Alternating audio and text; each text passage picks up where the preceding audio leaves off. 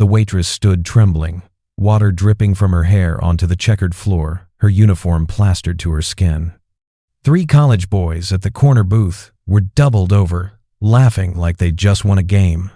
No one in that diner knew her real name. No one ever asked. And no one expected what came next, because when she finally lifted her head, her eyes weren't wild or broken. They were steady, controlled, almost too calm. She spoke one sentence, 8 quiet words that made every soul in that diner sit upright.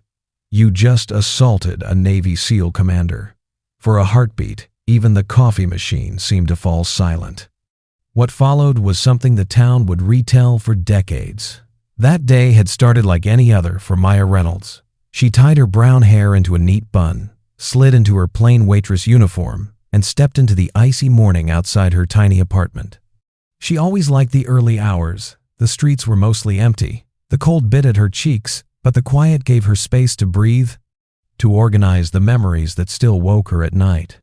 Few people would have believed that the woman carrying a worn-out handbag and wearing scuffed shoes had once been Commander Maya Reynolds, one of the most respected officers in a Navy SEAL unit. She'd led teams into places where sunlight never reached, where a single wrong move could mean no one went home. Her voice had been the one that steadied soldiers when their hands shook.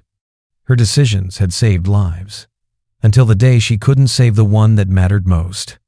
After losing her closest friend on a mission that went sideways, something in her broke, not her courage, but her desire to keep going. She left the military quietly, carrying medals in a box and grief in her bones. She didn't want salutes anymore. She didn't want people looking at her like a hero. She didn't feel like one. She wanted anonymity. A life where nobody expected strength she no longer believed she possessed.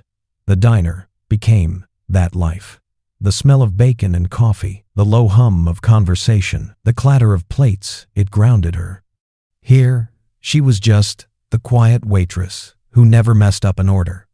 No one asked where she'd come from or why she flinched at certain sounds. No one called her commander. They called her Miss or Ma'am, and mostly didn't look twice. She preferred it that way. Invisibility was its own kind of peace. That morning, a winter storm had driven travelers off the road and into the warmth of the diner. The wind howled against the glass, snow piling in soft drifts outside as people stamped their boots and peeled off wet jackets. Maya moved between tables like clockwork, refilling coffee, balancing plates on her arm, and offering soft smiles to regulars. She slid Mrs. Ellis her usual black coffee before the older woman even asked. She helped an old man with shaky hands cut his pancakes into smaller pieces. She dropped off muffins at the kids' table and slipped them extra napkins with a wink. In the far corner, 3 college boys had claimed a booth. Loud, restless, too much cologne, too much ego. They had that swagger of young men who thought the world owed them laughter. At first, Maya ignored them. She'd seen men far worse, in environments far harsher. These were just boys trying to impress each other. But bored cruelty has a way of needing a target. As the morning wore on, the comments began. "Hey, smile, sweetheart. You're killing the vibe. Bet she's been working here since the 1900s. Imagine having that as your career. Brutal." They spoke loud enough for her to hear, but quiet enough that they could deny it. Maya focused on her work. She repeated to herself the same lines she had used on battlefields when panic tried to creep in. Asterisk. Breathe. Control what you can. Let the rest pass through you. Asterisk. They mistook her silence for weakness. When she arrived at their table with their order, 3 milkshakes, fries, and burgers, one of the boys shifted just enough to block her path. "Hey, sweetheart," he said, leaning in, his breath thick with the smell of cheap alcohol. "We're giving you attention. You should be grateful." She kept her voice even. "Please let me through." Her calm tone only sharpened their amusement. "Aw, come on, don't be like that," another chimed in. "We're just having fun. Aren't you here to serve us?" A few nearby customers glanced over, uneasy, but no one spoke up. Confrontation made people uncomfortable. It was easier to stare at their plates. Then one of the boys noticed the large metal jug of ice water sitting on the counter behind Maya, the one used to refill customer glasses. He grabbed it. Before she could step away, he tipped it forward. The water crashed over her head, icy and shocking, cascading down her face and her neck, soaking her uniform straight through. Ice cubes slid down her arms and into her shoes. The cold hit her like a slap she hadn't seen coming. The diner gasped as one. Forks paused mid-air. Someone muttered, "Oh my God." The boys roared with laughter. "Look at her," one of them shouted. "She can't even defend herself." Maya's body shivered, from the chill and from the sudden rush of memory. For half a second she wasn't in a diner, she was on a freezing metal floor in a transport plane, waiting for a green light, her team strapped in beside her, fear and focus sharing the same breath. Back then, she'd been responsible for more lives than she could count. Now, 3 drunk boys thought they had the power. She closed her eyes. She could shout. She could lash out. She could do things these boys wouldn't even believe a human body could do. Instead, she inhaled once, deeply, and when she opened her eyes again, the old calm was back, the same steel stillness she'd carried into firefights. Not anger, not rage, control. She straightened, water still dripping off her chin. The entire diner watched, waiting for tears or a meltdown. What they got was 8 quiet words. "You just assaulted a Navy SEAL commander." Silence. Real silence. The boys' laughter died, mid-breath. One of them choked, "You're lying." At a table near the window, an older man in a worn veteran's jacket sat up straighter, eyes narrowing on her with new recognition. "Mr. Matthews," the diner's owner, froze behind the counter, coffee pot hovering in mid-air. Maya didn't argue. She didn't explain. She just turned, each step leaving a wet footprint on the tile, and walked toward the back.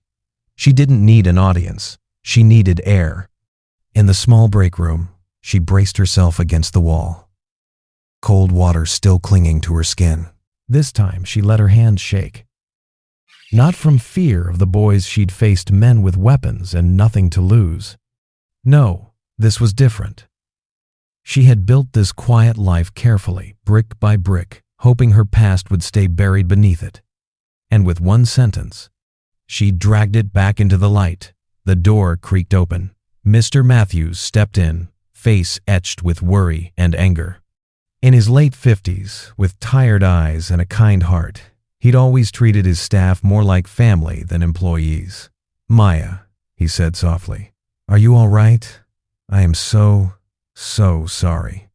I should have stopped them sooner. I should have. You didn't do anything wrong." She cut in gently, wiping her face with a paper towel. People like that, they hurt others because it makes them feel powerful, until someone shows them what real power looks like. He let out a long breath, rubbing his forehead. "They won't get away with this. I'm calling the police, pouring water on you, humiliating you like that it's assault." She hesitated. The old habits warred inside her. Handle it quietly, avoid attention, protect the team, even when the team didn't deserve it.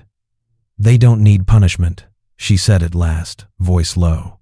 "They need understanding. But today, I don't have the strength to be their teacher." "Mr." Matthews stepped closer and set a hand carefully on her shoulder, mindful of her trembling. "No one deserves what they just did to you," he said. "I don't know everything about your past. I heard what you said out there. Maybe one day you'll tell me the full story. Maybe you won't. But I know this much. Whatever you've been through has made you one of the strongest people I've ever met." Maya swallowed hard. It had been a long time since someone acknowledged her strength without asking her to prove it. "Thank you," she managed, the words rough in her throat. Outside the break room, voices were rising, the sharp tone of authority, the nervous stammer of boys realizing they'd gone too far, and the steady calm of the veteran at the window giving his statement. The town would talk. Stories would spread. People would look at her differently now. Maybe peace, the way she imagined it, was never meant to be a life of complete invisibility. Maybe real peace wasn't hiding her strength. Maybe it was owning it on her terms. Maya took a slow breath, straightened her spine, and reached for a dry apron hanging on the hook. She wasn't just the quiet waitress anymore. She was a woman who had faced war and chosen kindness. And if the world now knew that the strongest person in the diner carried plates instead of a rifle, so be it.